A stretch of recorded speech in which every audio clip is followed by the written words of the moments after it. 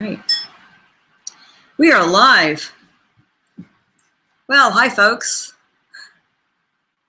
I'm Tracey Lawrence, founder of Grand Family Planning, and this is my friend and colleague, Aileen Rabizadeh of Dignity in the Golden Years. And today we're going to be addressing the topic of how to save your own life this year. Now, if you think that maybe I'm being a little bit sensational in saying that, you know, I'm talking about saving your life, I'd like to kind of talk to you a little bit about what my journey has been and why people really need to plug in and do some things to save their own lives. Hold on a second.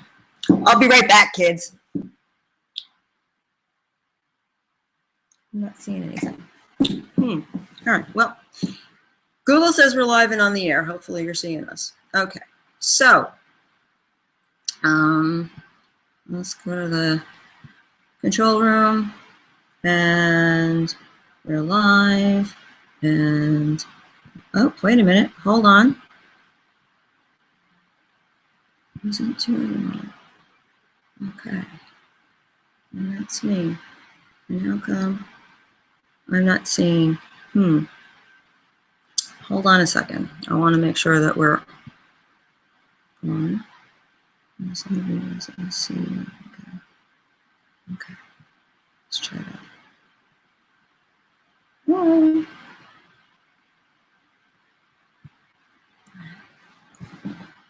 Hold on a second. We'll be right back.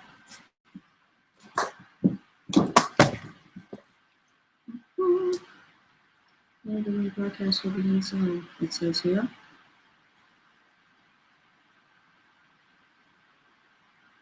Ah, there we are. All right. Ah, hello. Okay, cool. We're on. All right, groovy. Okay. So, all right. So, I'm going to go ahead and I'm going to show you a little presentation here. And here we go. Let me share that. All right.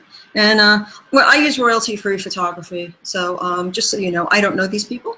But you know, the idea is that you know, when we're talking about families, very often. Matt, where is it? Hold the phone. Okay. Sharing your screen with Google Plus. Yes. Okay. All right. Not seeing it. Hold on. Isn't technology wonderful? Good thing I'm able to like monitor what's going on here. Okay, screen sharing. I am. There it is. Oh, okay, good. Yay. All right. Cool. Okay. And do that.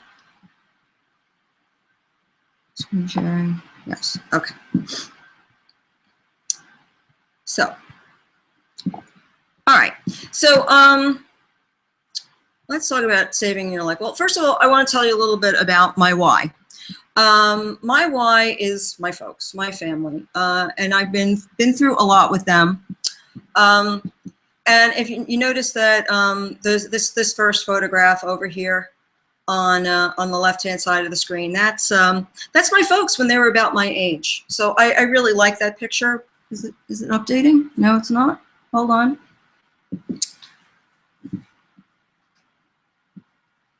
It might be a little delayed. All right. Okay. Well, let's keep going forward. So these are my folks, Roz and Herb. Oh, there we go. Yeah, I'm seeing it. Okay. Roz and Herb, and this is when they were back when they were about my age. Note, my dad's got a cigarette in his hand. A year later, he had open heart surgery, and he did real well with it, fortunately, and got another 20 real decent years. But he had a lot of health issues. And fast forward 20 years, Here are Roz and Herb, and this is just about a year before my dad died. Actually, it's less. But this is when we knew that he had some really profound health issues, and we were having to become more and more involved in their lives. Back in 2002, before I knew that my folks were having some issues, this was me with my mom in Florida in their lovely apartment. That was 2002. By 2009, Mom was doing stints living with me and my husband Bob in New Jersey as we attended to her health concerns. And this was in 2013. This is me with Mom around Christmas time. You know, you might notice there's a little scar on her cheek. She was getting into trouble, having little scuffles with some of the other residents. You know, the nature of dementia is that, you know, people become other than what they once were. And Rosie has presented me with some interesting challenges along the way. All right, so now here's the background. You know, every day in the United States, 10,000 people are turning 65 years old. And that's a huge number, and that's going to keep on going for a while. I mean, this is the baby boom coming of age. And today's families consist of parents, children, and grandparents. And we all know that change is inevitable. We don't like to face that. Nobody likes change, but you know, that's just that's a fact. And adult children must acquire new skills and knowledge to cope with the changes that are coming. And we all know procrastination and waiting is human, but it can be very dangerous. And the reason I say dangerous is this startling statistic. 50% of family givers, of people with dementia, die before the loved ones they're caring for. A really profound thing to wrap your head around. You must consider that that taking care of our loved ones is an extremely challenging and a very hard thing to do. And it takes a toll on families emotionally, health-wise, and financially in a very big way. And if you're not ready for that, and most people aren't because they fall into it, then you could be in for some trouble. Now, when I started on my journey and I met Aileen, Aileen was helped me to place my mom when she was combative and a difficult placement. She was going through a time in her life where she was hallucinating and she was feeling very threatened and vulnerable, and she would act out. And it wasn't easy to find people who could care for my mom appropriately. So I met Aileen, and we talked a lot about families going through the kinds of things that I was going through, and how very often families wait until way too late to start addressing the kinds of problems that I had been encountering. And you know, it's the if onlys. If only we knew this was coming. If only we talked when everyone was healthy. If only we planned for health crises. If only we knew what was involved. If only we knew where everything was. If only we took the time to act sooner. And you know, Aileen and I would talk a lot about, you know, how we could get past those if onlys. It's a very frustrating thing because human denial and procrastination are very powerful. Now, you know, it started with talking to seniors, you know, to try and help them to address what they needed to do to help their families. And we often encountered the two types of seniors. There are seniors who really have their act together, people who are planners, people who get all their ducks in a row and you know, and get everything covered in advance. Now, I was really lucky. My parents were more like the first kind. They had their act together. They did a lot of planning. They did get long-term care insurance while they were young enough to qualify. And fortunately, my family was able to get together and figure a few things out while there was still time. But the other type of senior is the ones that never get their act together. And unfortunately, they're a lot more common And even when, so even when there are seniors who have their act together, their adult children will need to step up, because there's going to come a time when they can't advocate for themselves any longer. They have, they have difficulty with comprehension. They start, things start to happen, and they can't really do everything for themselves any longer. And when they don't have it together, it's going to fall on the adult children. It just will. If they have kids and they haven't taken care of the things they need to take care of, then if their adult children find out about it, and if there's any kind of relationship, they will, then the adult children are going to have to step up. And the longer you wait, the fewer choices you do have. And you can understand, I mean, if you put yourself in your parents' position, a lot of kids don't want to think about this, but as their abilities, start to decline, it can get really stressful. They fear losing their independence. They fear death. They fear being a burden on their kids. They resent that they're going through this. They deny that anything's happening. And I know, like, my dad hid his illness for a long time because he was in Florida. And when I'd speak to him on the phone, he'd summon up all of his resources and his energies to act as if there was nothing wrong. And so when we finally did see him, it was a real surprise. They also get angry and they get anxious. And these are all things that, adult children really need to understand when you start approaching this phase of your life, and when you start wondering, why are they acting this way? This is why. Now, here's some of the kind of the stuff that can happen. You could be a long distance caregiver, and I was that for a long time. There was a lot of back and forth, and then there's inadvertent caregiving. There's always somebody who steps up, and they're not really eager to do it, but because let's face it, we don't really envision this for our lives, but one way or another, somebody's got to do this. And then there's reckless caregiving, and this is something that I have a real problem with, because too many people have a tendency to be so focused on the caregiving that they don't take care of themselves. And this in great part leads to the people who wind up killing themselves, because they're so busy taking their parents to the doctors and getting the tests and getting everything attended to, they're ignoring their own needs. And then, of course, there's loss of assets. People don't realize how much medical care costs until they need it. And then it's an avalanche, and it can be extremely depleting and taxing and anxiety provoking. And then there's Medicaid. And, if you have means, you may not think that Medicaid is going to be part of your future, but folks, the cost of care is so large that somewhere along the line, the prospect of having to deal with Medicaid and what it entails is probably in your future if you live long enough.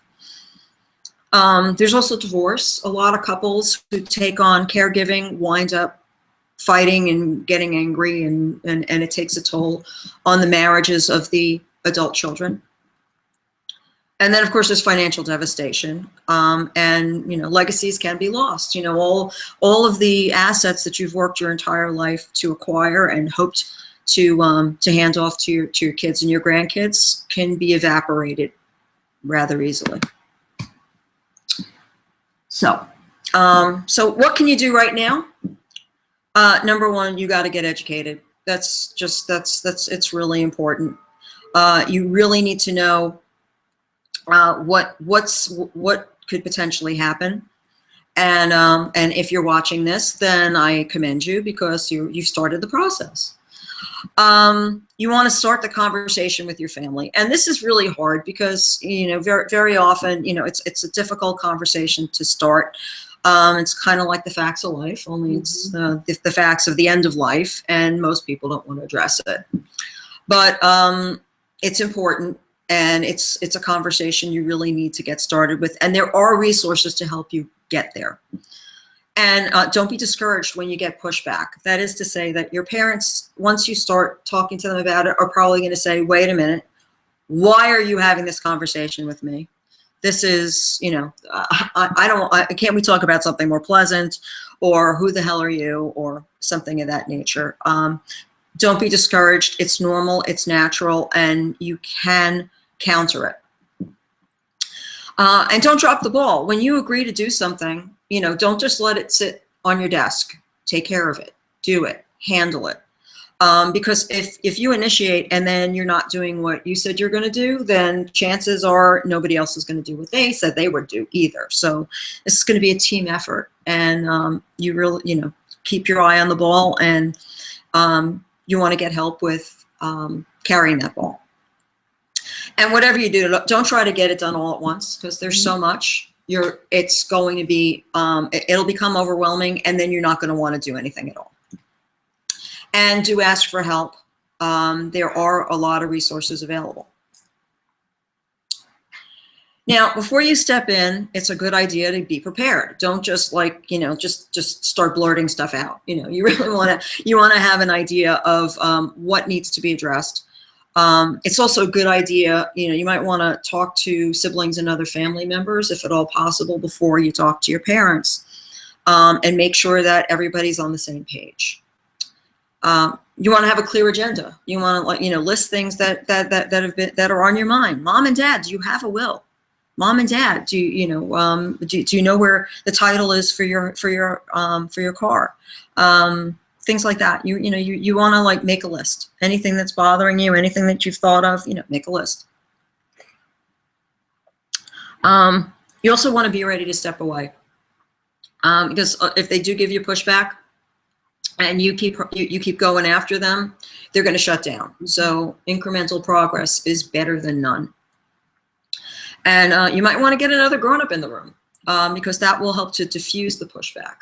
You know, if there's someone that your parents respect, you know, clergy person, or, you know, somebody in their community who they respect, might be a good idea to get them on board. And you can also look to professionals to help you with that. So do get educated. There are resources available. Professional help is available, and that's something that Grand Family Planning can help you with. Do know that denial is not a strategy. It's a defense mechanism, but it's not a strategy. And waiting is a terrible strategy. If you act when you have health and time, you have leverage and you have choices. There's a lot more that you can do if you plan ahead than if you wait until it's right on you. So preparation will give you control when things start to get uncontrollable.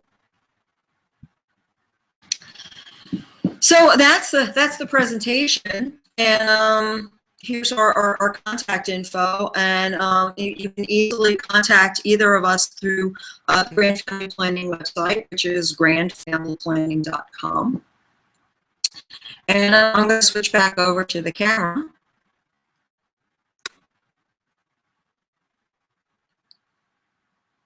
And here we are. Hi, guys.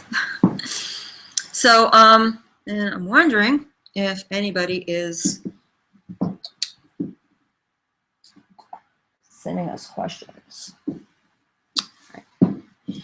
Okay. So, so Aileen, how are things going as far as you know? Aileen is an elder care advocate. Yes. Mm-hmm.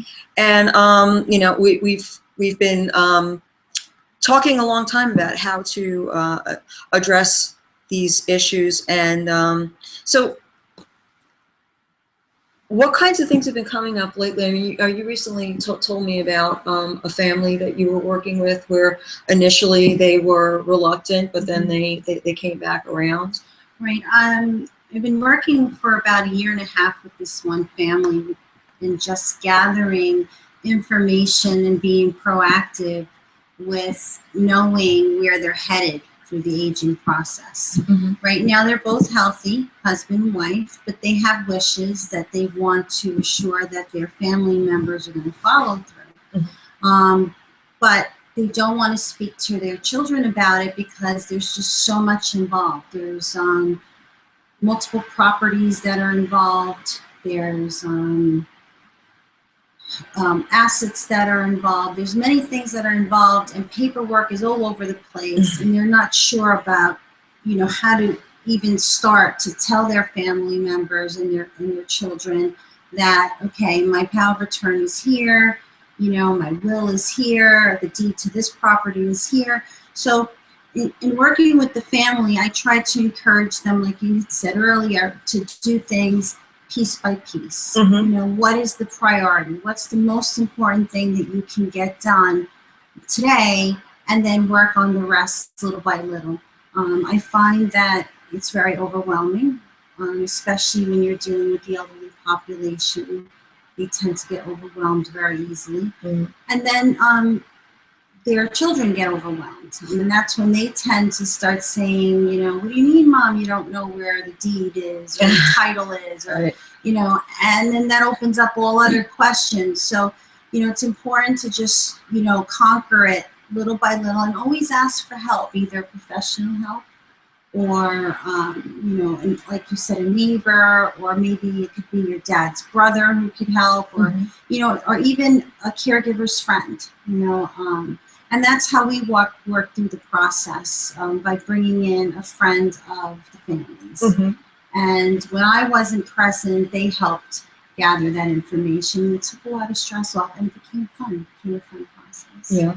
Oh, one of the things that we do, because we've been there, we can also help. I've worked with several clients whose parents initially pushed back. Kids don't realize that you're, no matter how accomplished you are as an adult, you're to your parents, you're still their baby, and that's always going to be there. That's never going to go away. So they have a tendency to act out family dynamics that have been in existence since you were a tiny child. So and then if you don't have the agreement of your siblings, then there's that additional family dynamic. And what you were talking about with the deed, that was the funny thing happened on the way to selling my parents' apartment in Florida. I actually put the apartment on the market from New Jersey with the help of realtors in Florida, and I got a great buyer for the apartment really quickly, which was a big surprise. But I arranged that they wanted a quick closing, and I flew down to Florida. And before I got there, the realtor had contacted me. I gave them access to my parents' files, and he could not. The satisfaction of the mortgage on the apartment was never filed with the county. So the mortgage that my father had taken out on the apartment back in 1985 was still marked as open. So I had to go down there and find the document that said that the mortgage was paid off. I knew it had been paid off a long time ago. So my dad, I remember when he said that he paid it off, because he was a little ticked at the bank. So he didn't like to take nonsense from anybody. So and he had resources. So he just said, I got to pay them off. So he did. But it was the bank never registered the satisfaction of the loan with Broward County, where they lived. But I did find in their closet, along with samples of Mom's Formica when she did the kitchen over in like 1992, the satisfaction of the loan. So there are always going to be surprises.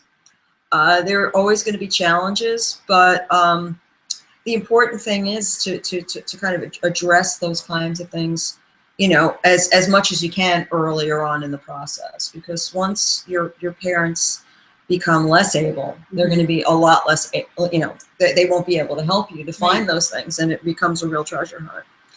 Another thing I found, I found a key to a safe deposit box that my mother had given me. And when I got down to Florida, the bank that had issued that key was no longer there. Another bank had bought them out, and and then after I went to the bank and I told them what the situation was, and they were able to clarify that that box had long ago been cleared out. So it's just well, that was a good thing that had been cleared out. yeah. But I mean, it could just as easily have been in a large storehouse Right, somewhere. right. Hi, honey. So so you really never do know, and it's important to start gathering up that information and to document things. Over the course of a lifetime, there are so many things that you do that happen, and you forget.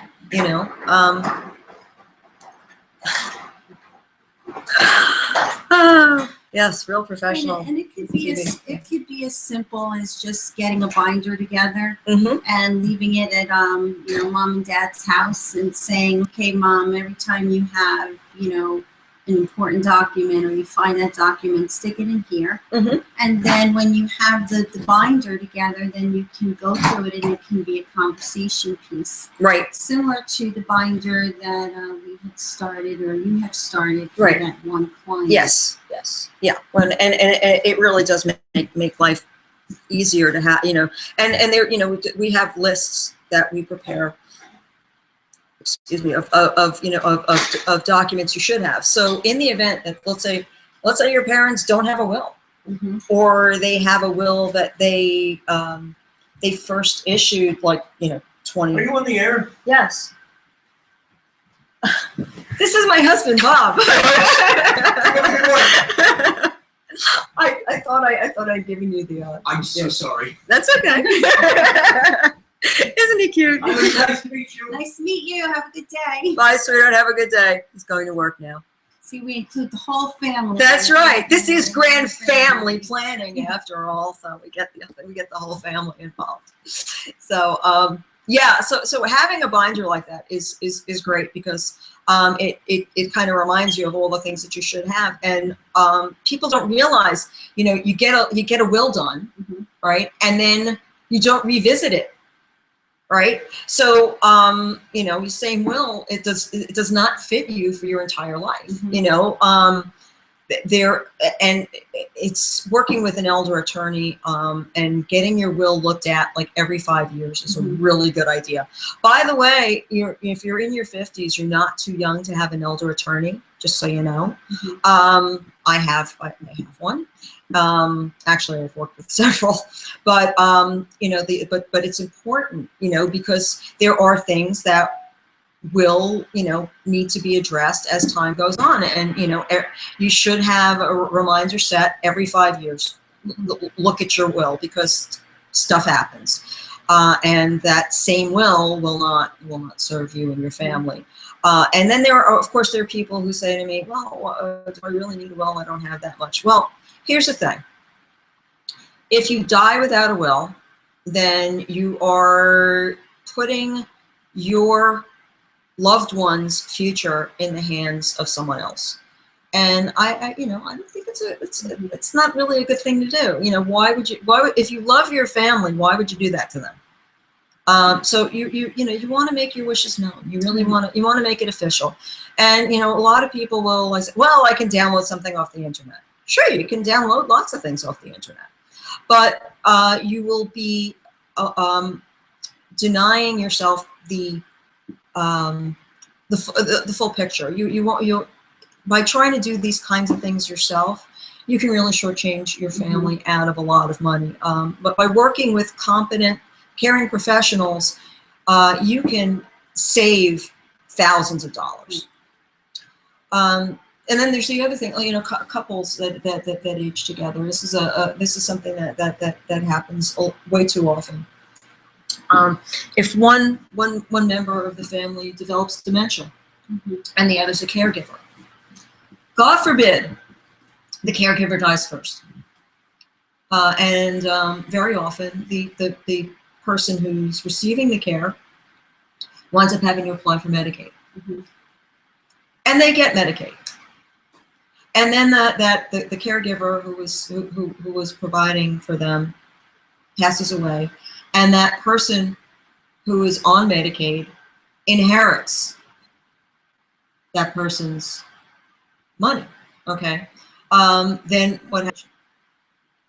That could be a really big problem. So, by understanding the kinds of things that can go wrong and working with qualified professionals, you could save yourself and your family a great deal of aggravation down the road. I meet too many people who just don't take that step. And if you're afraid that it's going to cost you a lot of money, that, you know, you can reach out to us and we can connect you with people who will help you, and you'll know exactly what it's going to cost you. You know, there won't be any guessing. There won't be any you know, we try to take the stress out of the process for you by enumerating the things that you really need to do. And helping you to create you know, an action list, so things that you should address, and you know, there's the beauty part is that we offer lots of resources that won't cost you a thing. So you know, we welcome you to use Grand Family Planning as a resource. You know, we have several partners who are very knowledgeable. And, you know, if you have a situation where basically you need like one thing, then we'll be happy to provide a referral and, you know, connect you with someone who really understands the situation and, you know, gets you going in a particular direction. And then when you're ready down the line to address more issues that your family may have, you can always reconnect with us, and the beauty of it is that we all work together. We work together, and also no family situation is the same. Everyone has a unique situation, whether it be the medical component that could be different, the financial component can be different.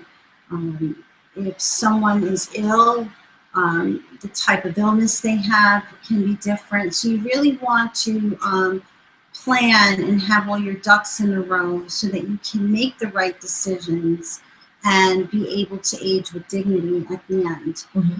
So it's important. So I guess if anything I can get across to you today is make sure to ask questions, you know, not only of your parents or the people that you're caregiving for, but also the doctors that are providing that care of your loved one, because these issues always come up.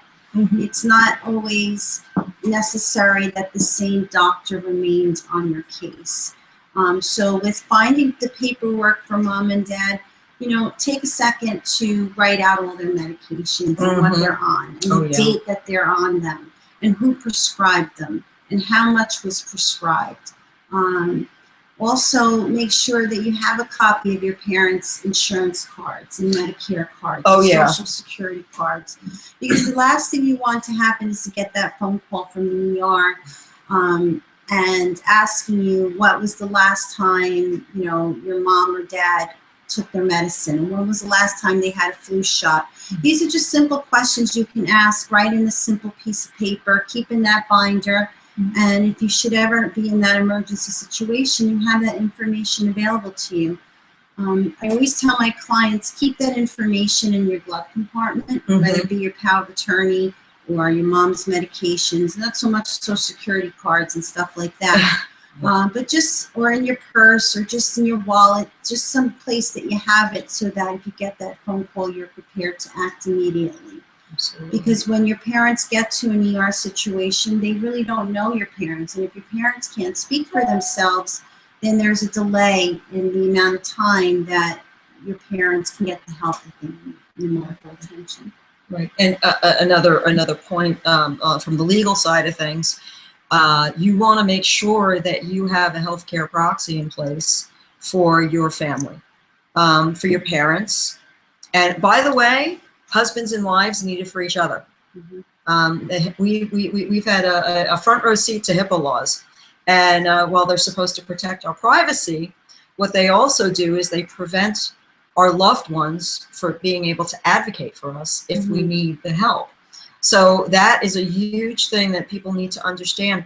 If you have a child who is 18 years old or older, you need to get a healthcare proxy for them. You know, a lot of people don't realize that that's the case. So, you know, while, you know, we want to be able to advocate for our loved ones, if we don't have the proper legal documentation drawn up, we can run into a really big issue with especially with hospitals where, you know, the doctors don't know the family. So you really want to take a look at that as quickly as possible. And another thing that I do, I have electronic versions of all my mom's documentation. I have PDFs of everything. Why is that good? Because every time I need a copy, then I need to send it to somebody. It makes it really easy to print it out on a format that, you know, I can print it on I can fit it. Because I don't know if you ever tried you know, copying and printing legal documents. Okay, it can be really irritating.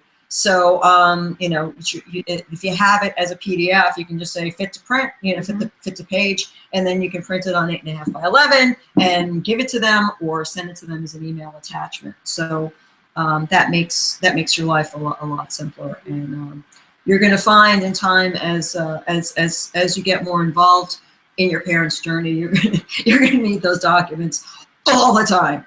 So so that's a really, you know, important thing to have, and it's a good time saver. So let's see, is anybody questions, or let's see if anybody's asking questions. Hold on a second.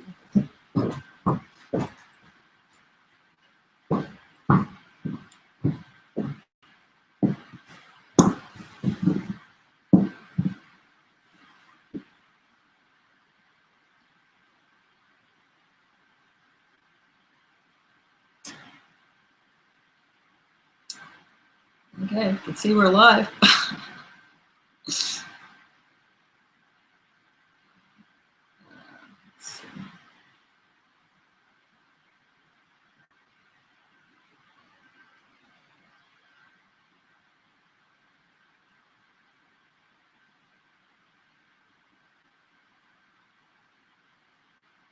Okay.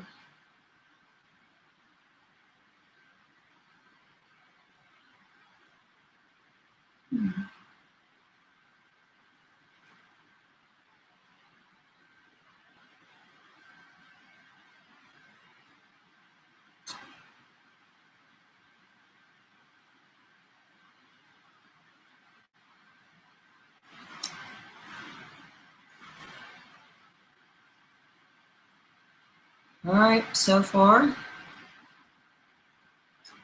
no questions. Let's see.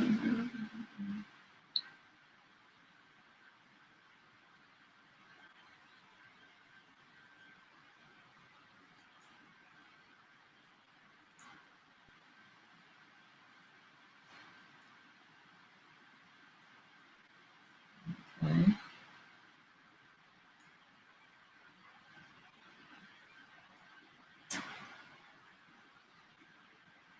Oh, here we go.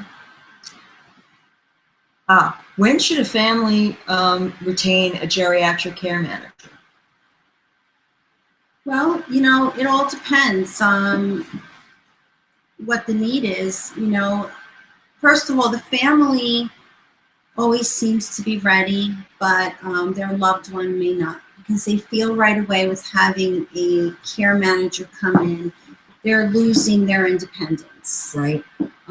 So that becomes an issue. Another issue sometimes becomes, you know, our parents are private people, you know, and they don't like to put their medical, family, personal issues out there. But I always tell families and their loved ones, I come in to assist them and help them. I let their parents know I am their assistant. I represent them. And I try to be that go-in-between between the family and their parents, or a lot of times I'm the go-between the caregiver and the nursing home or the hospital. Mhm. Because when there's so much going on, it's difficult to get a hold of the doctor, or you may have questions about the medication, or questions about why is mom acting the way she's acting. And I try to relieve the stress by educating and explaining what's going on and what's going to happen next. Mhm. So, I have clients that aren't very ill. They're just elderly, but they need help with, gathering their papers together and preparing to age. Mhm. And then I have families that are in emergency situations. And then I have families that just need that support and hand holding throughout the process. So I try to work with the families. I can't really tell them, when's the right time. They need to be ready to accept that, assistance, and also be ready to accept what the reality is. Because I'm going to come in and say, this is what's going on. This is what we have to do. Right. Sometimes it may be, making recommendations to seeing other doctors. Right. Sometimes mom and dad have been with the same doctor for 30 years, but we're finding that they're not getting better. So, we have to look at alternatives and change. So you have to be willing to accept change. Got it. Yeah, and one of the things that I found useful in addressing the geriatric care management part of things, most people that we meet want to stay in their homes. Mm-hmm. And one of the biggest fears that they have is the prospect of being removed from their homes. That just really frightens them. Or having a stranger in their home. Right. Too, Right. But one of the things that I try to emphasize with the families is that our goal is to help them stay safely in their home as long as they possibly can. We want to extend their independence. And by accepting some help at a time when they are no longer as capable as they once were, that we're helping to extend their independence, that the people we're bringing in are trustworthy, and they're there to help them be more able, be safe longer. Because the alternative is that, eventually when they get to a point where they, where they can't do for themselves any longer, then you start to look at, facilities for them to live in. But by bringing in someone like Aileen, who can, first of all, look at their home and see if the home is appropriate for their needs. Very often, when people are become older and they're living in multi-level dwellings where they have to climb up and down stairs, that could be a really big problem for a lot of aging people. And that doesn't mean that they have to move out. Right. There are things that can be done to modify the home so that the people can stay in the home as long as possible. But they need to understand that you're honoring their desires. Right, their desires. And also families don't know, and seniors don't know, that there are actual services that come to the home. So there's traveling physicians, there's labs that come to draw your blood, there's physical therapy, there's occupational therapy, dietitians, podiatry, psychiatry. Finding the right team that we can create to come to your home at no additional cost. It's all billable by Medicare and secondary insurance. So if you're living at home and you can't get out, or your caregiver doesn't drive, you still can remain healthy at home, as opposed to being in a nursing home and having the same disciplines coming to you in a nursing home that can come to you in your home. But again, that's all about the pre-planning. It's all about connecting to people in the industry like us that know and can make those recommendations to you. Right, and that's one of the things that Aileen specializes in. Just so you know, is creating these these customized environments for families, so that people can age in place with dignity for as long as possible. And that's something we love to do for people. A lot of times when when families are faced with these kinds of decisions, they're thinking, oh, well, mom and dad have to go to assisted living, right? And what we're saying is that, well, no, I mean, there's no one size fits all for every situation. We really want families to understand that by working with people like us, by thinking about these things ahead of time, we can really put your mind at ease. So instead of making this a very stressful, fearful process where people get up in arms, we can kind of say, all right, first of all, someday, you may need to look at this situation. What would you prefer to have happen? And then we can look at ways of putting the pieces in place so that what the parents would prefer to have happen happens, and that the children understand what they want and understand how they can help facilitate what the parents want. So and also kids, it ain't just about your parents. You guys have to get your own houses in order too, because things can happen to younger people. So planning for long-term care strategies, not just for your parents, but for yourselves. And, once you've got your folks squared away, you really want to start looking at what you might need for the rest of your life, and, start putting things into place so when the time comes, your children can help you. Or if you don't, in my case, I don't have children, but I have nieces. And they've already, I have nieces who've agreed to advocate for my husband and me in the event that we can't advocate for ourselves. Do I believe that that's ever going to happen? Well, I prefer to believe that that's never going to be necessary, but you don't know. You really don't know. So that's that, and that's something that we're we want to help not just save your life, but help preserve quality of life for you and everyone you care about for as long as is possible. That's the idea behind grand family planning, to be able to set things in motion so that you are prepared for what might happen, and to make sure that everybody lives as healthfully and as sanely as possible. Let's see, I have another question. How can a family convince a parent to accept help? And that's that comes up a lot. What do you think? How can you convince resistant parents? I find parents to be resistant all the time.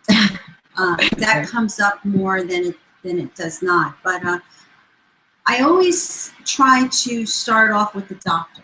The doctor always seems to get across, and I think something with this generation, our parents, I know my parents, whatever the doctor says, they automatically do. But trying to get the doctor to tell the parents, especially because the parents have a relationship with their doctor, so they feel comfortable hearing it from their doctor, and then gradually introducing it to help.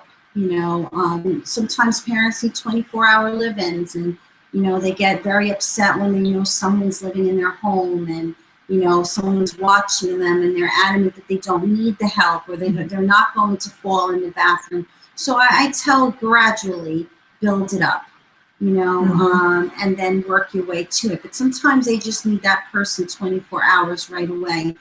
So if you're a daughter or a son and you can stay with your parents while the caregiver's there for just a little bit, and gradually let go, is a good way. Sometimes another way is when you drop off a child to daycare, sometimes you just have to drop them off and just go. But it's everybody's different. You have to see. I think the most important thing is to see mom and dad's anxiety level. And if you see that they're very anxious and tearful about it, then it's really more than the resistance of needing help. There's something more going on. Right. But I say gradually is the best way. Mm-hmm. Yeah, and when I had a couple of things with my folks when I first hired someone for well, my dad, he threw them out. I can see that. Yeah, and I was mortified. You know, I mean, I felt terrible. But you know, when I called the service, they said, "Listen, happens all the time. Mm-hmm. It's not your fault, and we're used to it. It's okay." And you know, it really does take some time. They're not, you know, generally they're not going to accept it right away. My mom, when she after she a stint staying with us in New Jersey, where she I had her gallbladder removed, and not because it was fun, but because she needed to have her gallbladder removed. It was done laparoscopically, and she recovered so quickly. She wanted to go back to Florida.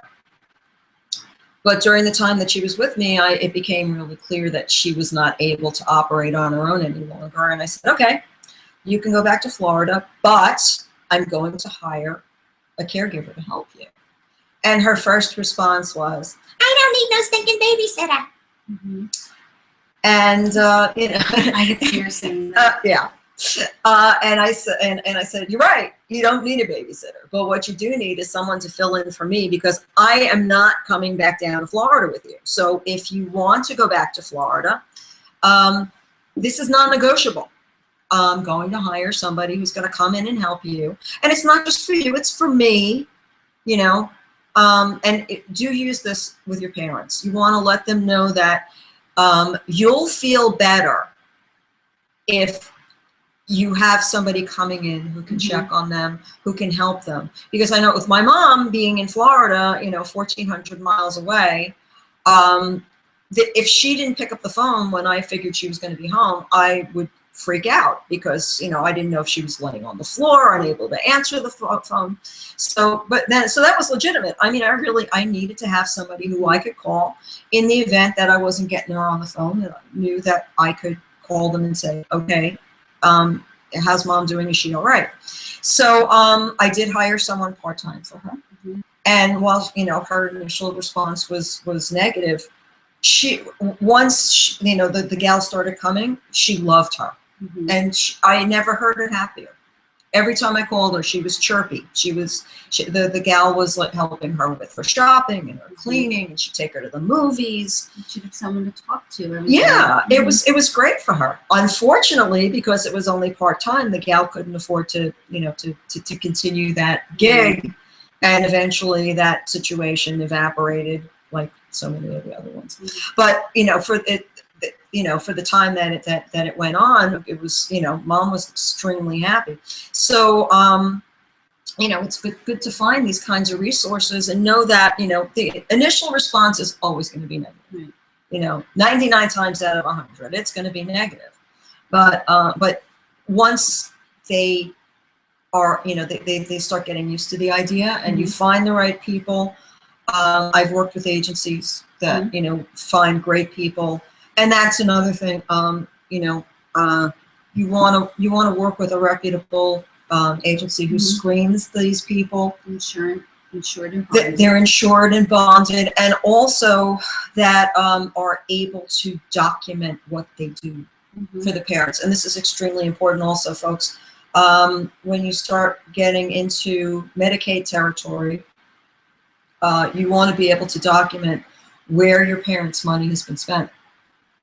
And you want to be able to, you know, show records. So, you know, when you hire caregivers, they want to know what the caregiver was actually doing for your parent and why they were spending that money at that time. Mm-hmm. So, you know, and that's another part of the system that you don't really think about, but you need to, because eventually, you know, on a long enough timeline, you're going to have to provide 5 years of documentation showing where your parents' assets went before you applied for Medicaid.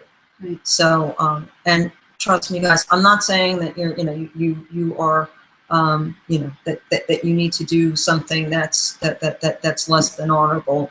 You know, there are very few people out there who've got the kind of money and resources to pay for care for their parents indefinitely. So, you know, somewhere along the line, you know, if they live long enough, and God love them, you know, we're all living a lot longer, and the chances that you're going to have to apply for Medicaid somewhere along the line for some aspect of your care is very real. And, you know, until we figure out something better, it's, you know, it really needs to be something that is taken into consideration in your long-term care planning. It's real. Mm-hmm. So, so great question. Thank you.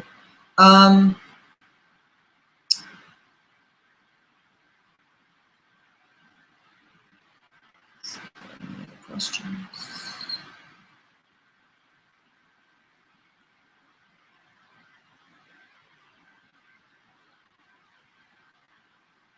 All right. Well, so far it doesn't look like there are any other questions right now. There should be a chat icon on your Google Plus if you're not seeing it. If you hover on the side, it's the icon at the top of your browser window. So if you want to ask us questions, you are welcome to click on that little chat icon, and then you should see a little box where you can type in your questions. Let's see. And questions.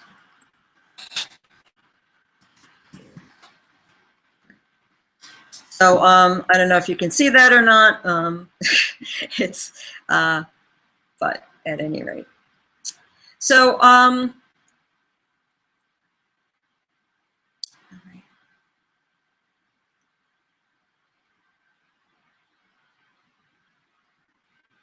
right. So if you would like to check out our resources, the Grand Family Planning website is we've been doing some work to really get things going and provide you with some really great resources that you can use.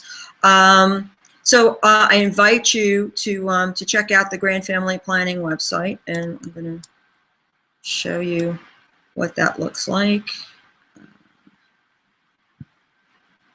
All right, and share the screen. Here it is. Here's the Grand Family Planning website, and we have some wonderful resources for you. Our team is here, and this is available to anybody. You don't have to be a Grand Family Planning member to check out our wonderful team. I also have provided links for caregivers. These are all resources that most of them that I've used personally. So if you're looking for information on aging, on being a caregiver, even on, this is a great one on the Christina organization is great for donating old stuff. You will be shocked at how much stuff you have to get rid of once, you know, parents get to a certain point in their lives. There's a lot of really great information here for you with links that will provide a lot of the answers that you need.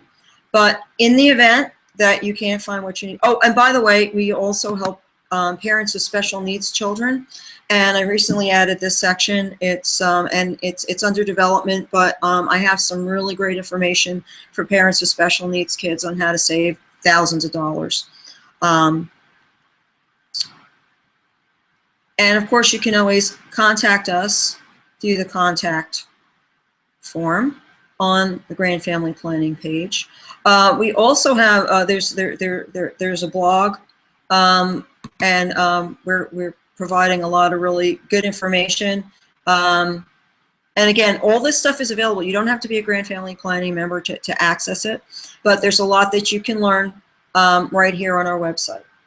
So I hope you'll visit and share the information with folks. Also, we do have a video section. So just so you know, replays of this presentation will be available on the videos page.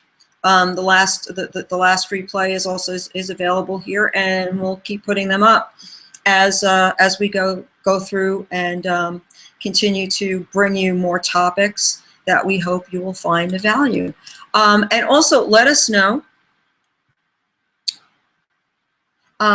if there are topics that you would like to hear about, things that you really want to learn about in this arena. We have a number of wonderful caring professionals who would be really happy to help you answer your questions and help your family to enjoy greater health, well-being, and prosperity. So, Aileen, thanks so much for joining me today. And thanks guys for tuning in today. Please do let your friends know that by visiting this very same link that got you to this presentation, you'll be able to see the replay. And do reach out, and we're happy to answer any questions you have. We hope you enjoyed this lunchtime hangout presentation. And thanks again, and see you on the web.